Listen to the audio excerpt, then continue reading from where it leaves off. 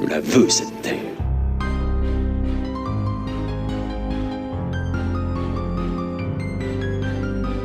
Succession. Conflit, rivalité et transmission du pouvoir. We would like to know how the succession will be handled. Rhaenyra is my heir. Upon my death, my throne and my titles will pass to her.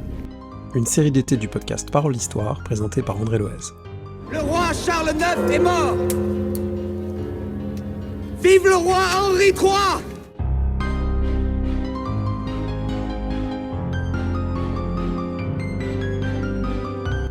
La succession d'Auguste ou celle du roi Lear. Celle de Philippe le Bel, de Robert Baratheon ou de Viserys Targaryen. Celle de Rupert Murdoch ou de son équivalent fictionnel, le magnat des médias Logan Roy, à qui j'emprunte la musique du générique composée par Nicholas Britell. Qui sait bientôt peut-être la succession de Trump, avec Marco Rubio et J.D. Vance prêts à en découdre.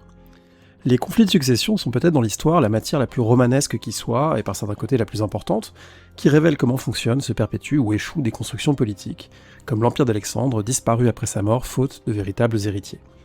Et à chaque fois, c'est une fascinante combinaison entre trois pôles qu'on observe, la loi, la force et la ruse. La loi, c'est celle qui fixe les modes de succession. Elle est plus ou moins claire, pas toujours juste, mais on est censé la respecter, par exemple une couronne qui se transmet du père à son fils aîné. La force, c'est ce qui pousse des acteurs à contester la loi quand ils pensent que leur position est suffisamment solide pour défier ouvertement les règles de succession établies, quand un frère cadet veut la couronne promise à son aîné, par exemple. Et la ruse, bien sûr, qui permet parfois d'obtenir un titre ou un pouvoir quand on n'a ni la force ni la loi de son côté. Pourquoi pas en faisant forger un faux testament? On pense à Robert d'Artois, dont vous avez entendu la voix fictionnelle.